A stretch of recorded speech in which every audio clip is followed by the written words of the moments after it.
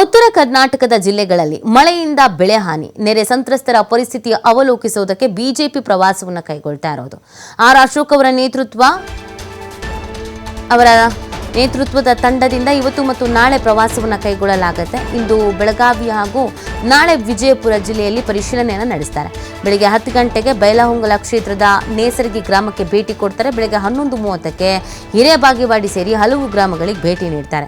ಸಂಜೆ 4 ಗಂಟೆಗೆ ಚಿಕ್ಕೋಡಿ ಕ್ಷೇತ್ರ ವ್ಯಾಪ್ತಿಯ ಗ್ರಾಮಗಳಿಗೆ ಭೇಟಿ ಕೊಡ್ತಾರೆ. ಇವತ್ತು ರಾತ್ರಿ ವಿಜಯಪುರ ಪ್ರವಾಸಿ ಮಂದಿರದಲ್ಲಿ ವಾಸ್ತವ್ಯ ಹೂಡಲಿದ್ದಾರೆ. ನಾಳೆ ಇಂಡಿ ವಿಧಾನಸಭಾ ಕ್ಷೇತ್ರ ವ್ಯಾಪ್ತಿಯ ಅಂಜುಟಕಿ, ಕೇಡಗಿ, ರೋಡಗಿ, ಮಿರಗಿ ಮತ್ತು ಸುತ್ತಮುತ್ತಲಿನ ಗ್ರಾಮಗಳಲ್ಲಿ ಪರಿಶೀಲನೆಯನ್ನ ನಡೆಸಲಿದ್ದಾರೆ. ಬಳಿಕ ಸಿಂದಗಿ ಕ್ಷೇತ್ರ ವ್ಯಾಪ್ತಿಯ ದೇವಣಗಾವ, ಕಡೇವಾಡ, ಕುಮಸಗಿ ಮತ್ತು ಸುತ್ತಮುತ್ತಲಿನ ಗ್ರಾಮಗಳಿಗೆ ಬಿಜೆಪಿ ತಂಡ ಭೇಟಿಯನ್ನು ನೀಡಲಿದೆ.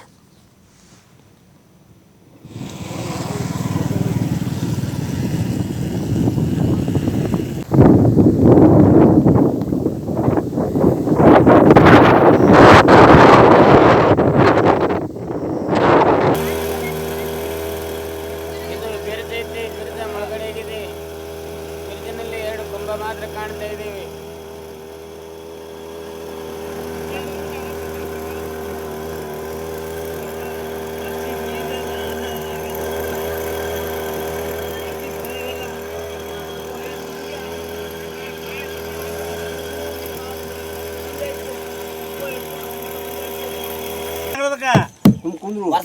ನೀನು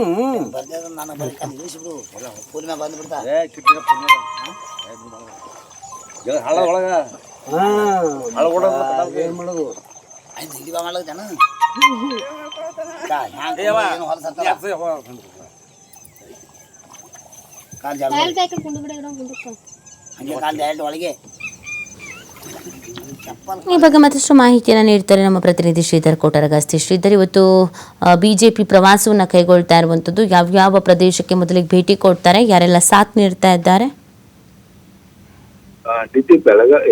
ನೀತಿ ಪ್ರಮುಖವಾಗಿ ಬೆಳಗಾವಿ ಜಿಲ್ಲೆಯಲ್ಲಿ ದಿವಾಳಿಯಿಂದ ಸಾಕಷ್ಟು ಹಾನಿಯಾಗಿರ್ತಕ್ಕಂಥ ಹಿನ್ನೆಲೆಯಲ್ಲಿ ಇವತ್ತು ಆ ಒಂದು ಹಾನಿಯಾದ ಪ್ರದೇಶಕ್ಕೆ ಬಿಜೆಪಿ ನಿಯೋಗ ಭೇಟಿ ಕೊಡ್ತಾ ಇದೆ.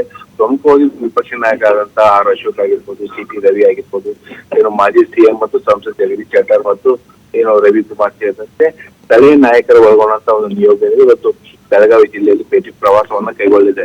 ಬೆಳಗಾವಿ ಜಿಲ್ಲೆ 4 ಕಡೆಗಳಲ್ಲಿ ಇವತ್ತು ನಿಯೋಗ ಭೇಟಿ ಕೊಡಲಿದೆ ಅಂತ ಹೇಳ್ಬೋದು. ರೀತಿ ಬೆಳಗಾವಿ ಜಿಲ್ಲೆ ಬೈಲಹೊಂಗಲ ತಾಲೂಕಿನ ನೇಸರ್ಗಿ ಮತ್ತು 4 ಗ್ರಾಮಗಳಿಗೆ ಮೊದಲು ಭೇಟಿ ಕೊಡುತ್ತೆ. ತದನಂತರ ಬೆಳಗಾವಿ ತಾಲೂಕಿನ ಹಿರೇಬಾಗೇವಾಡಿ ಮತ್ತು ತಾರಿಯಾಳ ಗ್ರಾಮದಲ್ಲಿ ಒಂದು ಬೆಳೆ ಹಾನಿಯ ಒಂದು ವೀಕ್ಷಣೆ ಮಾಡ್ತಾರೆ.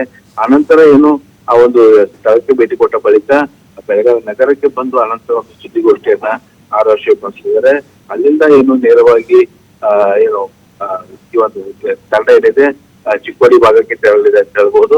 ಜೊತೆಗೆ ನಾಳೆ ಮುಖ್ಯಮಂತ್ರಿ ಸಿದ್ದರಾಮಯ್ಯ ಬೆಳಗಾವಿ ಬರ್ತಾ ಇದ್ದಾರೆ. ಬೆಳಗಾವಿಯಲ್ಲಿ ವಿವಿಧ ಅಭಿವೃದ್ಧಿ ಕಾಮಗಾರಿಗೆ ಚಾಲನೆ ಕೊಡಲಿದ್ದಾರೆ.